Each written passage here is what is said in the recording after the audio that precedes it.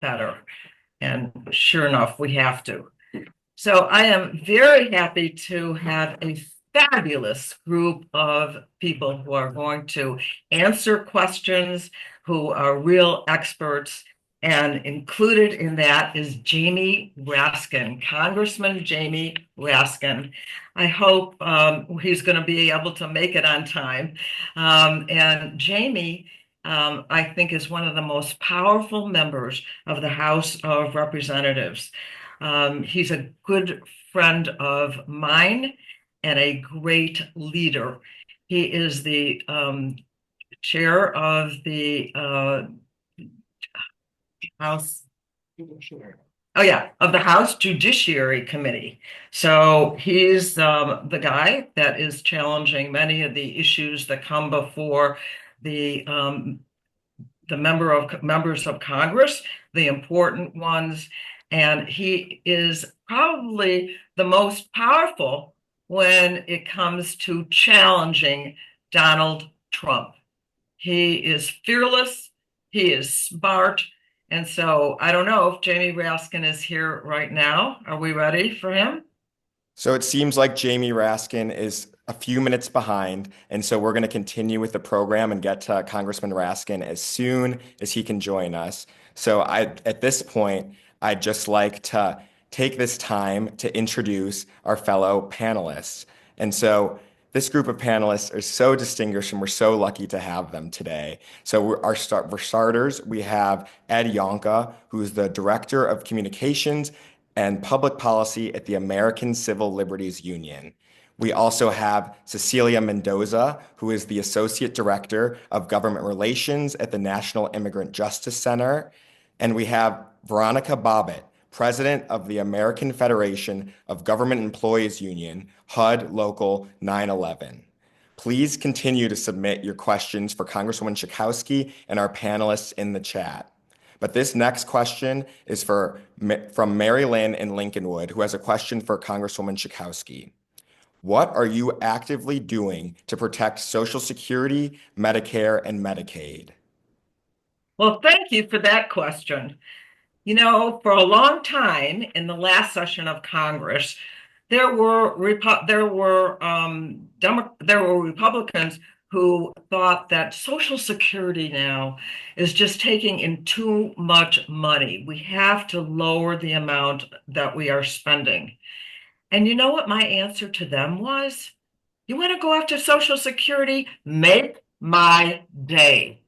Because there is hardly an American in this country who doesn't honor Social Security and need it and have worked for it. Social Security is not a gift from the government.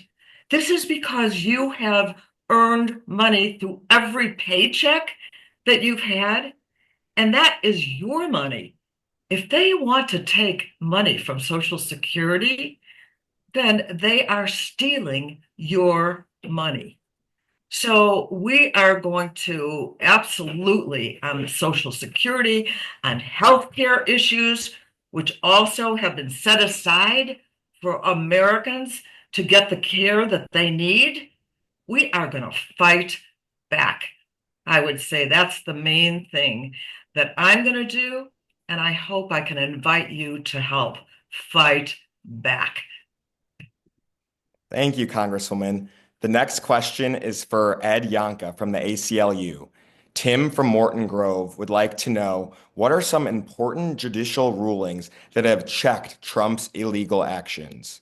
And thank you, Tim, for the question. Let me say, I think it's a little bit easy to kind of give in if you're doom scrolling every day through the news and through headlines and think that nothing is being done to stop this kind of reckless and lawless administration. But there are a number of areas where, and I'm just going to say on behalf of the ACLU, actions that we've taken at the national and at other levels to begin to push back. The first is, as we know, on the first day, the president signed an executive order to challenge birthright citizenship. We were able to get a temporary restraining order against that order within 48 hours. It was so unlawful. It went against the notion of how we change our Constitution. It is not through the stroke of a president's pen, but through a process which has been honored throughout our history. So that's one. The other area where we've had some success so far is in the area of gender affirming care. As you may know, the president has tried to threaten healthcare providers who provide gender affirming care to people 19 years of age and under. Again, adults getting lawful healthcare. They have tried to push back against the ability of those places to get federal money if they provide that care. We've gotten a judge in that case to enter a preliminary injunction. So we've been able to slow down that process. And again, kind of calm at least the harm that's being done by people across the country. One of the things that we've seen just recently is a block by a federal court on the use of the so-called Alien Enemies Act to deport people without due process. This is another area where the courts have stepped in and said that the administration is misreading and misusing, again, this sort of antiquated measure for these purposes. And so it's just another area where we're seeing pushback, again, through the courts, through litigation and through that kind of activity. Finally, although we haven't been fully successful yet, the ACLU has filed lawsuits over the Freedom of Information Act requests we filed with a number of different agencies, seeking to just understand what it is that the so-called Department of Government Efficiency, which I'm assured is run by Elon Musk, although they can't seem to get to that in court papers. But we understand, we're trying to unearth exactly what it is that DOJ did in these different agencies. That's been hard to get at through the administration, and is something that we're looking to, we're very much hoping that we'll be successful. And then the last thing I want to mention, as you've probably seen in the last week, the ACLU and our colleagues in New York have joined the defense of Mahmoud Khalil, the legal permanent resident and former Columbia graduate student who's being threatened with deportation simply because he spoke out on behalf of Palestinians in Gaza, and Donald Trump didn't like his protest. One of the things that we think is incredibly important is to stop that activity now, because if the Trump administration can win the power to deport someone or to change their citizenship status on the basis of whether or not their speech is preferred by the president of the United States or not, none of us are safe. The next thing could be because we advocate for transgender folks, or for reproductive health care, or for Medicaid funding, or for a range of other things. And so we think that that's a very important measure. There is some sort of green shoots of grass in that work. There's a long way to go, and we still have more to do, but we're going to keep fighting away in courts across the country to try to protect as many rights as we can. Okay. Great. Thank you so much, Ed, for that. And I think Congresswoman Schakowsky would now like to introduce her colleague, Congressman Raskin, who just joined the call. Well, I am so thrilled that he is here. Many of you have probably seen him and heard all about him. Jamie Raskin, our congressman, and he's at the Judiciary Committee, is one of the most effective members of Congress, and I am so thrilled to call him a good friend of mine. We need his expertise and we need his voice. He is one of the most powerful voices to rein in Donald Trump. So take it away, Jamie. I'm so grateful to you. Jan, I'm delighted to be with you, and forgive me for a Zoom breakdown here. I don't know why, but I couldn't get through the very Zoom barriers. I think Elon Musk is striking back at me today. But in any event, I just finished a town hall meeting with Congresswoman Delaney. I'm headed to Pennsylvania tomorrow to do one in Lehigh County in the 7th District. But I've been so much looking forward to joining you and your wonderful constituents from Illinois. And look, I don't need to tell everybody out there, we're in the fight of our lives. And we are defending every part of the Constitution. A reporter asked me, did I think we were in a constitutional crisis? And I said, you know what? That word is too passive and ambiguous for me. There is a full-blown attack on the Constitution taking place by Donald Trump and Elon Musk, and we are defending every aspect of the Constitution, including Congress's spending powers under Article 1, our power to engage in lawmaking and not to have our laws distorted and trashed by the president and by his designates. We are defending the First Amendment, as the prior speaker was just saying, against attack by the president. I mean, they're trying to ban and criminalize words in America. No, you cannot kick out the Associated Press from the White House because they call the Gulf of Mexico the Gulf of Mexico. And you cannot ban the words equity and diversity and inclusion in America either. I have a constituent I just spoke to at the Food and Drug Administration. Her job was to do cancer drug protocols and to gather cancer patients to be part of cancer drug testing. Well, one sentence in her 3-page job description said to do outreach to minority communities to make sure that there would be a fair cross-section of the community represented in the cancer drug tests.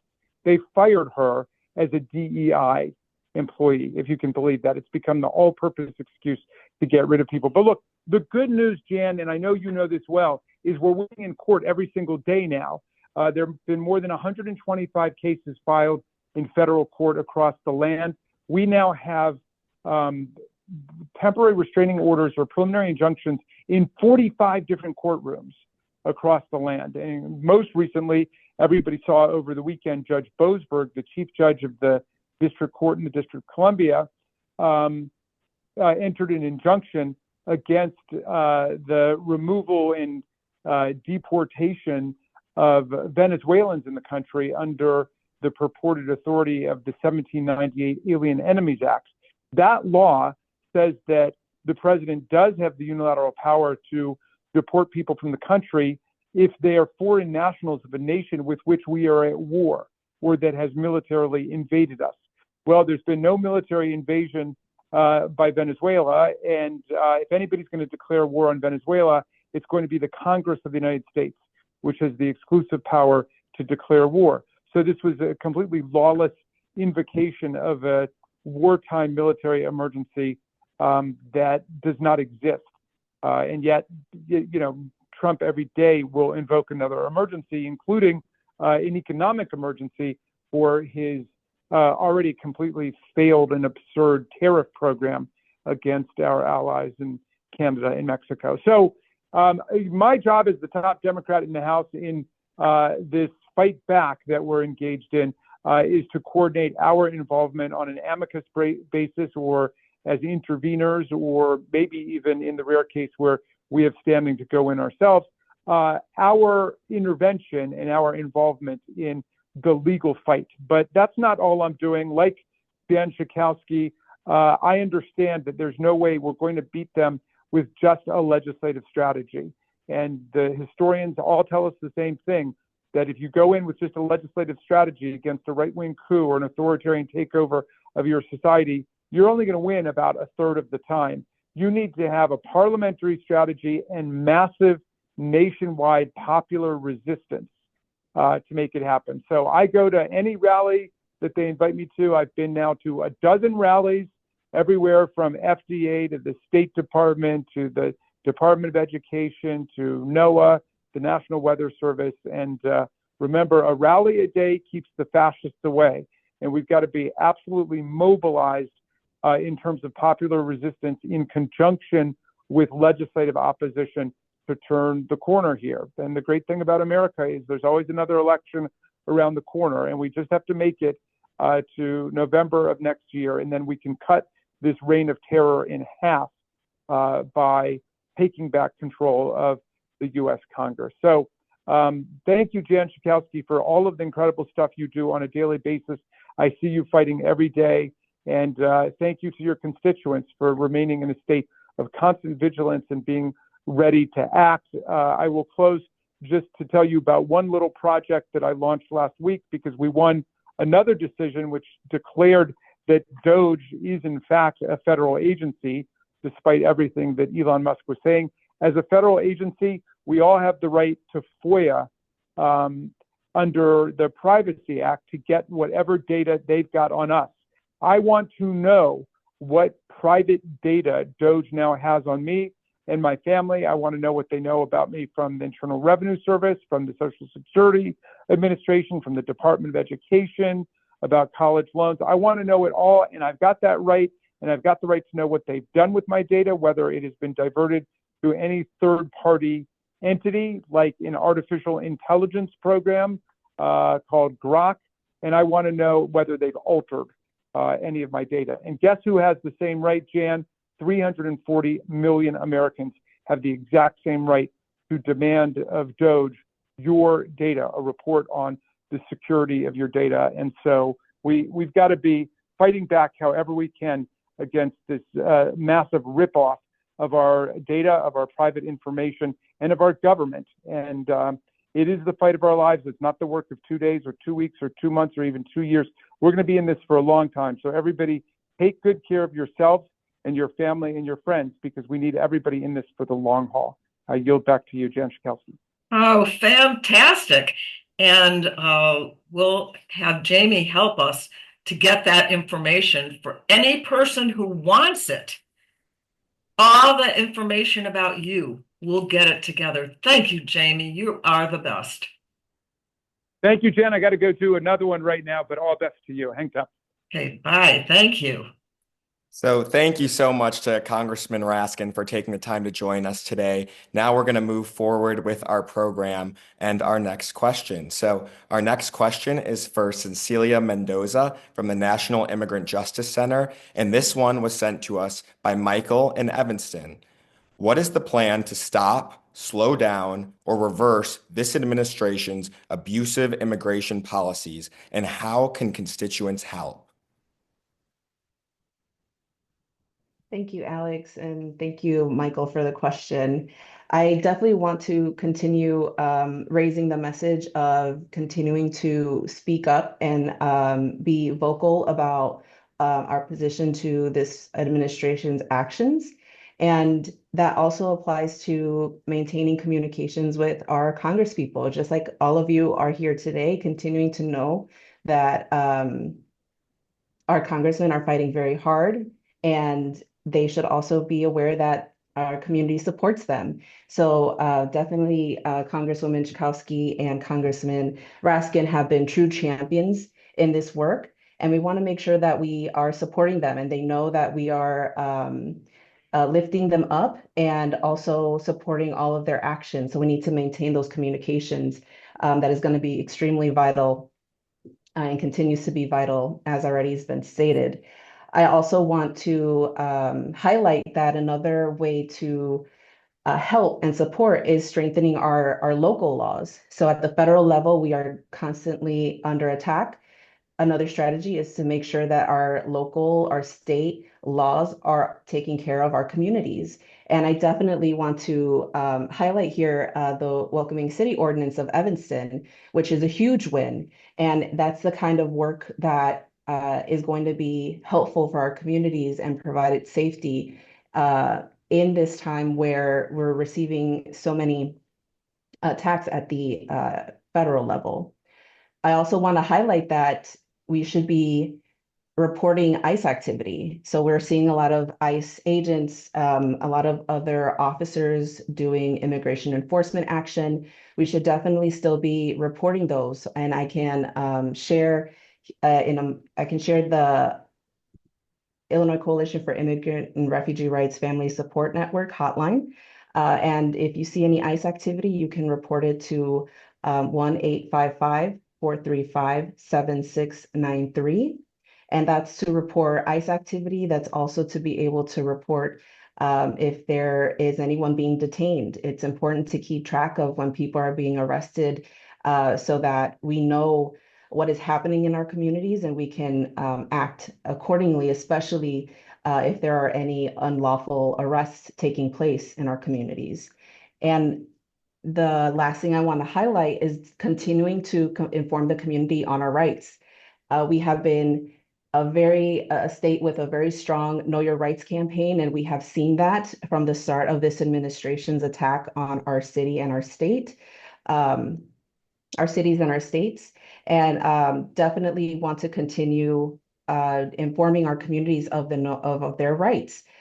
Like, for example, everyone has the right to remain silent regardless of their status. You do not need to open your door if officers at your door do not have a judicial warrant. These are very important messages, and unfortunately, there are people who still don't know this information, and we want to make sure that we are reaching as many people as possible, and that work continues to be vitally important for everyone in our state. And I'll pass it back to you, Alex. Yeah, appreciate that advice, Cecilia. And so Sandy from Arlington Heights wrote into us and has a question for Veronica Bobbitt from AFGE. How do Trump and Musk's firings of federal workers and cuts to federal agencies impact families in our community? Well, thank you, Sandy from Arlington Heights, for even being concerned about federal workers and what it's going to do to impact the communities that we all live in and share. Let me just give a quick background. The agency at HUD is a pretty new agency, and we're a very small but mighty agency. Nationwide, we only have about 5,300 employees currently. But the work that we do within our organization is just invaluable. Our mission, our total goal is to actually sustain communities. We are here to actually forge affordable housing for all and fair housing initiatives. And lastly, we are also here to make sure that communities are thriving nationwide. So our reach is national, and we always are partnering with other agencies to do this work. So I would say that the way that, and I'll talk about the impact of families and communities first.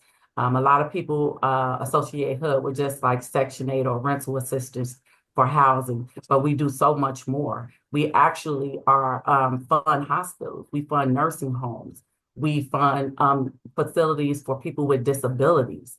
We fund housing, short, long-term, new construction for veterans who are retired or are even coming back from their military tenure.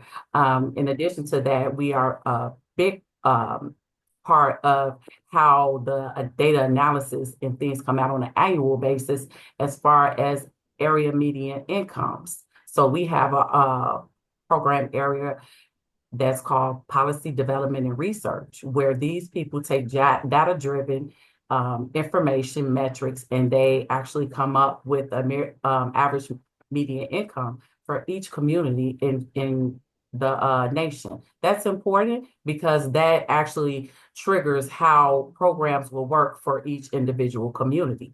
And that number changes every year. And I'll give one quick example right now. That number, the average median income in the Chicagoland area where our main office is at, is $112,000. So the area median income, which is 80%, is $62,800. I don't think that anyone making $62,000 is someone that, is considered poor and is just living on, some federal subsidy systems. These are affordable housing programs that are for working families, for working individuals. And so we want to make sure that there are people in the building, people ready, people prepared to continue to deliver these essential services for individuals. One other highlight I want to give is we're one of the few agencies that not just gives grant funding, but we also bring in revenue through our FHA, Federal Housing and Authority loans. So we underwrite all federal loans. for anything from single family to flat multifamily, all the way up to commercial properties. So I just saw a fact that 84% of first-time home buyers receive funding through FHA. So we're here to provide that continued support for individuals and families, but we also need people in the building, people sitting in the seats to actually administer this work. And so that's what we're doing as a union to ensure that we have people on the ground that can continue to do this important work that each and every American family and individual needs and requires. Yeah. Thank you, Veronica, so much for that answer. Congresswoman Schakowsky, the next question is for you. Robert from Crystal Lake wrote in the chat and said, "My retirement fund is down and grocery prices are through the roof. How can people still support President Trump?" Well, that's a really good question. Why should anyone? I would suggest don't. Look, you know what their agenda is? They, first of all, lied to everyone that, everything was going to be great, that food prices are going to come down. We're going to make sure that everybody has what they need. None of that happened. All of it was a lie. What he wanted to tell you was, oh yeah, just watch on the first day, the cost of food is gonna go down, and everything is gonna be great, and I am gonna take care of you. So I would say to Robert and everyone else, we have seen the truth. We have seen what Donald Trump has done. It's just unfathomable that he and Musk have said, okay, we're going to take what we can take. We saw it the last time that Trump was the president of the United States. Who got help? Tax cuts for the wealthiest Americans. And that is the direction that they are going on right now. They feel like, as I said, Social Security is too much money, that the health care is too much money, and that we should not be paying for those things. Well, that is not the United States of America. So I would say it is time for people who have been cheated, who have been lied to, who were expecting something better. I'm not going to be angry at them. I want to invite them back and say, we are going to fight back now. This is our country. And in every which way, we are losing right now. Our very democracy is at stake right now. All of our health care is at stake. And so we absolutely have to take the bull by the horn, and we have to work together and fight back. So I would say what we have to do is we have to make phone calls. We need to, get to work ourselves and just fight. That's my goal. Thank you, Congresswoman. Another question for you. This one comes from Karen in Chicago, and it's a question we've received a lot. How do we best oppose what's going on? What is the most direct way that we can communicate with our elected officials? Well, I assume that most of you have telephones, that you have ways to communicate with everyone. And our phones in my office have been absolutely off the, everybody's calling. And I welcome that. Some people have been calling, what are Democrats doing? Why aren't you doing more? I'm trying to absolutely follow that. I've been going to every demonstration that happens in Washington, plenty of there. And we want to start talking about what can we do to fight on particular things like Social Security and Medicare and Medicaid and all the healthcare needs that we have. And so that is my role, but it's also my invitation to you. I'm talking about having a day of fighting on Social Security or a day of fighting on Medicaid to make sure that we can gather together, we can march, we can call, we can write. Believe me, those phone calls get through to members of Congress. We know the phones get off the hook, everybody calling in, some really not happy. Some say, please do more, fight harder, or tell us what we can do. And so that's a really good question because it implies that there is something that you can do. Call your relatives in other states and have them call Republicans, have them call Republicans and now, Republicans were told by Trump not to do any more town hall meetings. Why? Because they haven't gone well, because they aren't offering any answers. And so I think it's important to let the Republicans know too. And so, we're going to be inviting you to be involved in all kinds of different issues and to be out in the public and marching down the streets, maybe coming to Washington for protests. Things are getting better. I want to tell you that right now, that what we're seeing is that Donald Trump's popularity is going down. People are finding that he is lying, that he has been lying, and his numbers in the polls are really going down. The other thing I want to say is that our lawyers and Republican and Democrat and everybody, they're starting to get strong and cooking down on Donald Trump and saying no more. So that was a long answer, but there's a lot that we have to do together. Thank you, Congresswoman.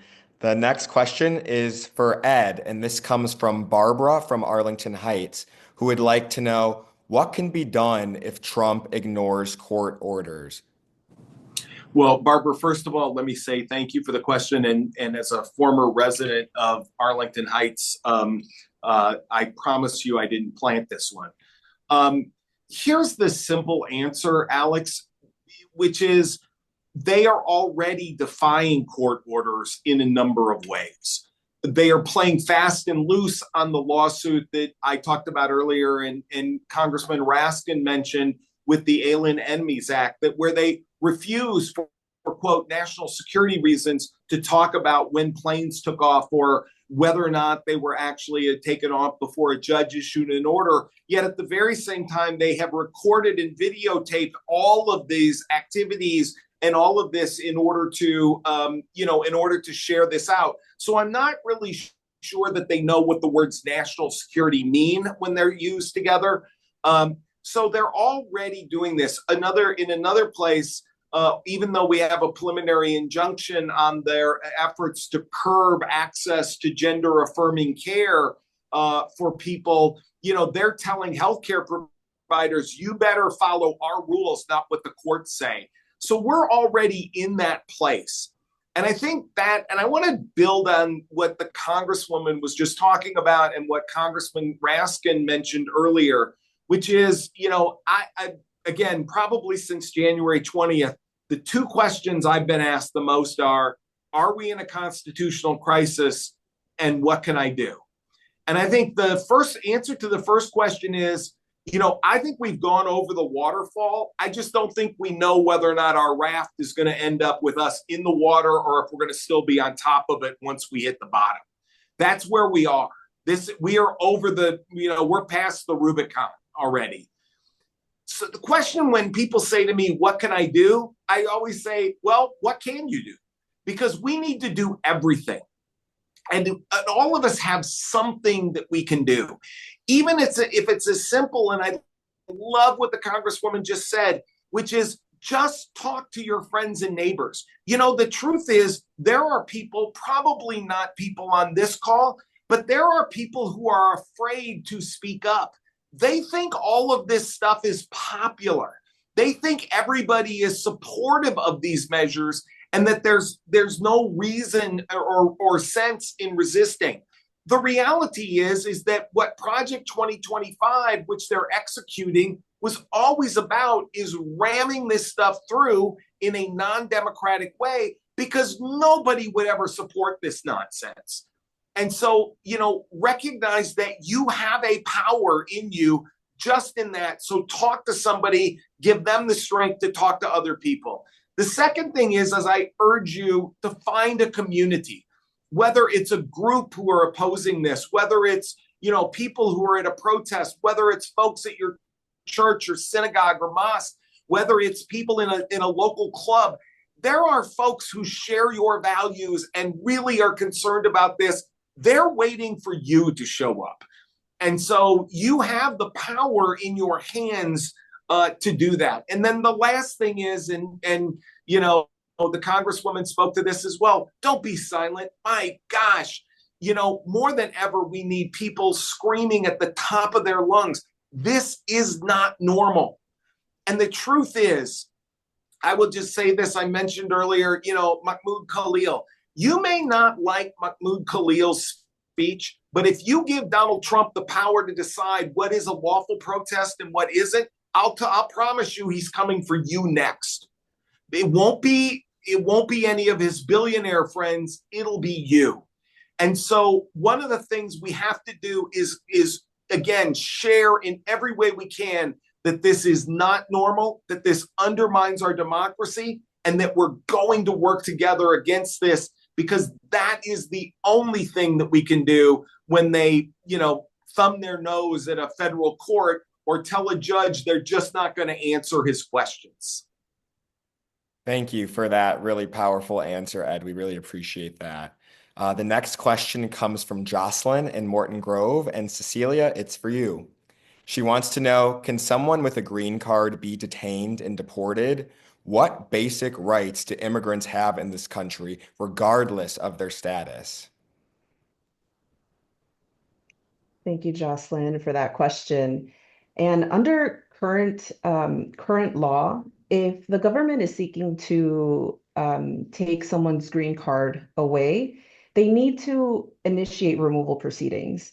They need to take that person to court. They need to file charges and explain and give notice as to why they are seeking this action against this person.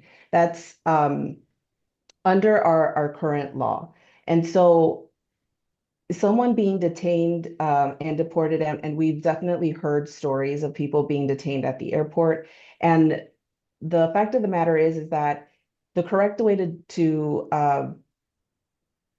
if the government is seeking to strip someone of their green card, they need to initiate proceedings. And that is not something that just can be taken away in regards to someone's right to due process. If someone is in this predicament, they do have the right to defend themselves and present their case in front of an immigration judge. And the immigration judge is the one that makes that decision if their status is taken. But again, we need to come back to the starting point of there needs to be clear indication as to what the allegations are against that person. And so again, coming back to the point that this administration has already not followed a lot of existing laws, but again, we need to be informed of our laws. We have the right to due process. We have the right to see an immigration judge to defend our case.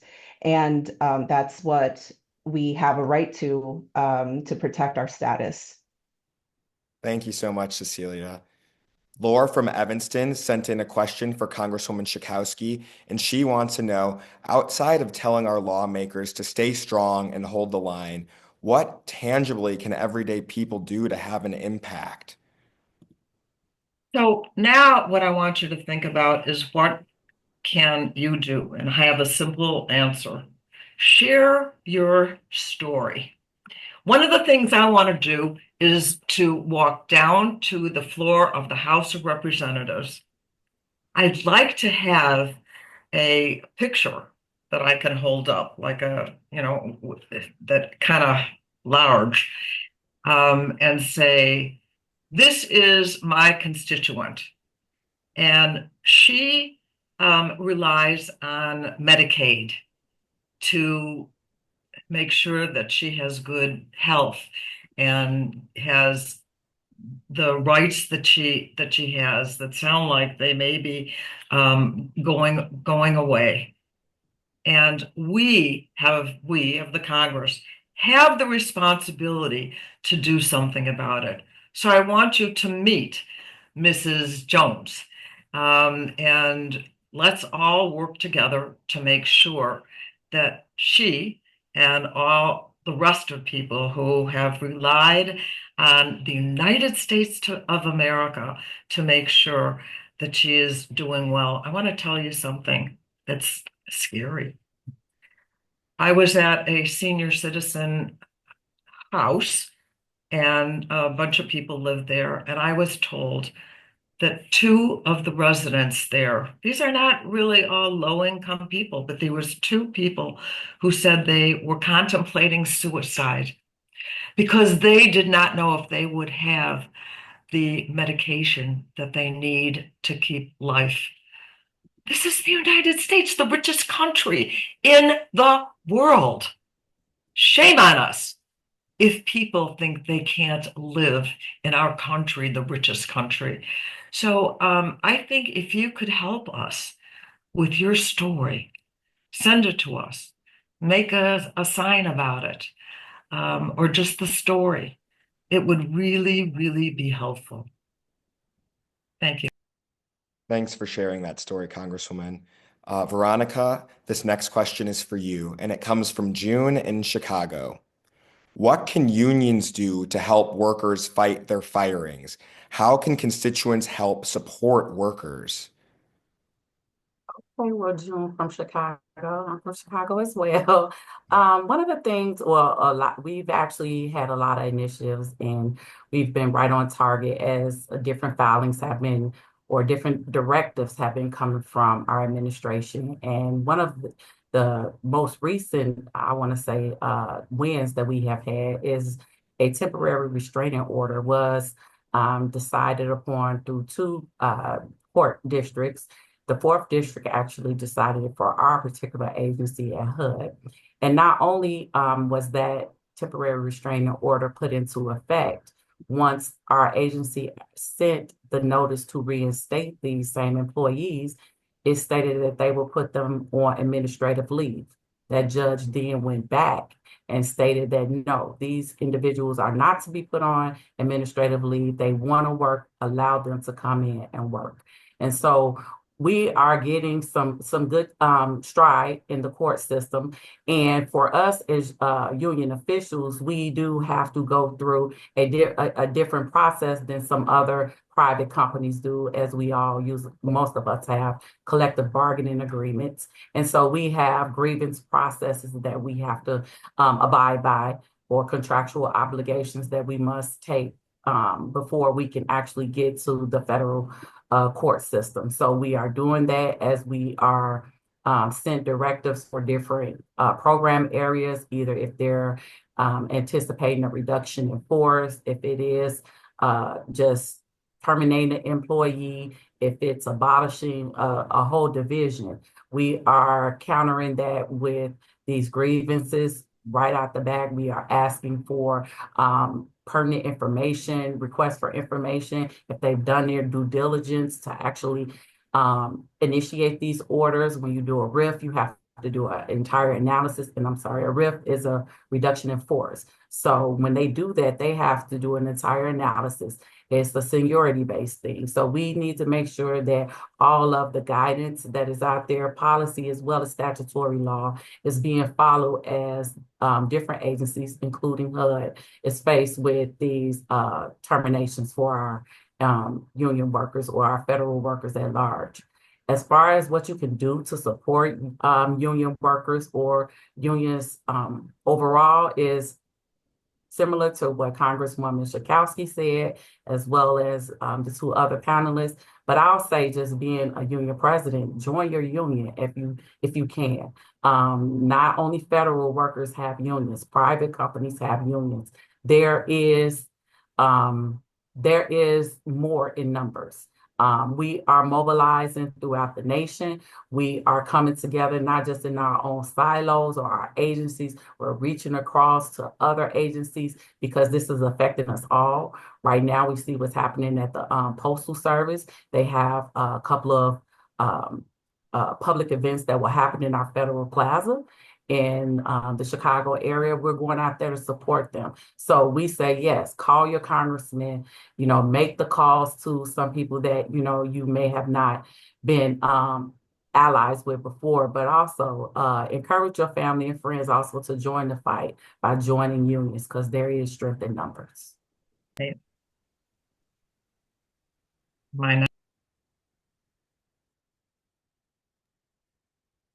No, that's okay. Where do you go? All right. So now we are going to move into a question that we got in the chat for Ed, actually. And Jordan from Cary wants to know about further actions that can be taken in the courts to fight against the erosion of our democracy. Thank you, Carrie. There's a couple of areas that I would look at where I think we're going to see litigation that's really going to be aimed especially at this kind of abuse of executive authority that we're going to see. The first one, there's been some lawsuits filed. The ACLU has one, but I think these are going to kick up in the near future, which are lawsuits that challenge Trump administration efforts to use the power of the purse to steal that from Congress and then use that as a coercive to force local governments and state governments to comply with their policies as opposed to the state's policies. There's a couple of areas I want to touch on where we see this happening, I think, to a large degree. The first is around education. The Trump administration and Linda McMahon, who you remember from her wrestling background, or is that educate? I don't know, whichever it is. But Linda McMahon is trying to compel this sort of vanillaized version of American history, this sort of patriotic notion that everything in this country has always been great and there have never been any issues, down the throats of state and local education officials. That isn't the appropriate role of the federal government. And in fact, by using state money or using federal money, rather, to try to coerce that, they're essentially engaging in these bullying tactics that say, you'll lose all federal funds. You'll lose the money that Illinois pays to the federal government or taxpayers pay to the federal government that we expect to come back to our schools, into our roads, into our parks, into other things if we don't follow their precepts. So I think that's one place that I would look at and look as a place where that's going to happen. The other thing I'll just say is I think we're going to see a lot of litigation around findings by federal agencies that somehow states are breaking the law by following their own laws. And what I mean by that is, even as we've been on this call, the U.S. Department of Education's Office of Civil Rights has issued a finding that the Maine public schools are violating federal law by allowing transgender students to participate in sports.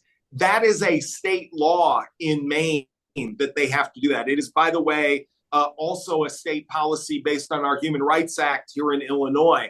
I think one of the things we're going to see is a lot of litigation where the feds try to override state and local laws and try to force us as states or force us as municipalities into following Donald Trump's view of the world as opposed to the values and the beliefs of people in our local communities. Thank you so much for that, Ed. And now we got a question from Michelle in Chicago. She would like to ask Cecilia, what is the National Registry for Immigrants that Trump announced? And should undocumented individuals register? Thank you, Michelle. I will definitely encourage people that are curious about the registry to consult with an attorney. It is set to go into effect, so it's not in effect yet. And in today's call, I would highly encourage to consult with an attorney. Everyone has the right to consult with an attorney before taking any action in regards to the registry. The National Registry is a program that is establishing a program for people to register under certain conditions. And again, it's set to go into effect in April. So it's not in effect yet, is really the point that I want to highlight. And I do want to encourage people to consult before taking any action as of today. But there is an effective date in April. And there is partners that are looking into whether the legality of moving forward with such a registry and pursuing any lawsuit against this action. Those things are being discussed, and please stay tuned for more information on that. But for the moment, please consult. It is not in effect just yet. Please stay tuned for more information. Thank you to Cecilia Mendoza for that answer, and to our other panelists, Ed Yonka and Veronica Bobbitt. That is all the time we have today for questions. If you didn't hear your question answered, please be sure to visit schakowsky.house.gov. The Congresswoman said we'd love to hear from you. So make sure you leave your questions or your opinions. And to be sure to call our office if you need assistance cutting through the red tape with a federal agency. Additionally, like the Congresswoman mentioned, if you have a story you would like to share with the Congresswoman on how you have been impacted by the administration, please, please, please head to the Share Your Story tab on our webpage. Now, I'll throw things back to the Congresswoman for some final thoughts. Well, thank you so much. I got a lot out of our wonderful presenters, and I want to thank them so much. But I also want to underscore how we are making progress.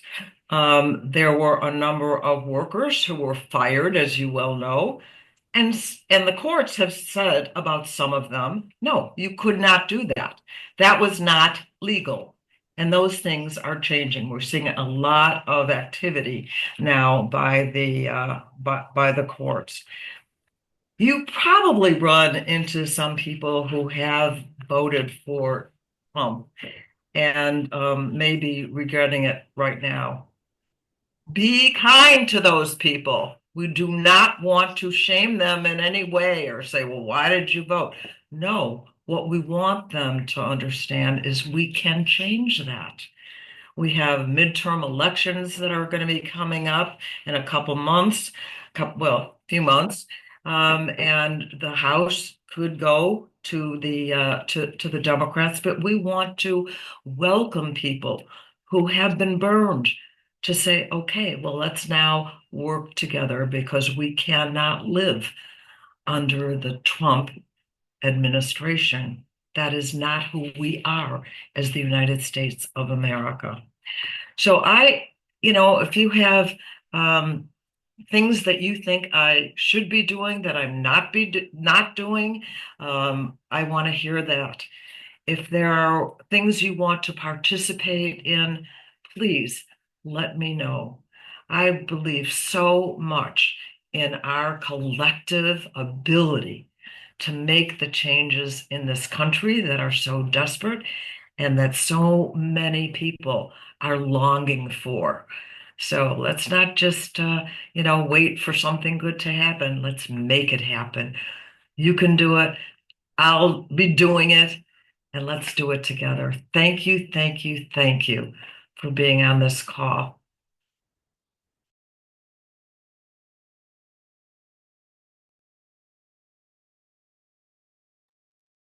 All right, and that concludes our town hall. So thank you again, everyone, so much for coming, and I hope you have a great rest of your night. Thank you again to our panelists. Thank you. Thank you. Thanks, everybody.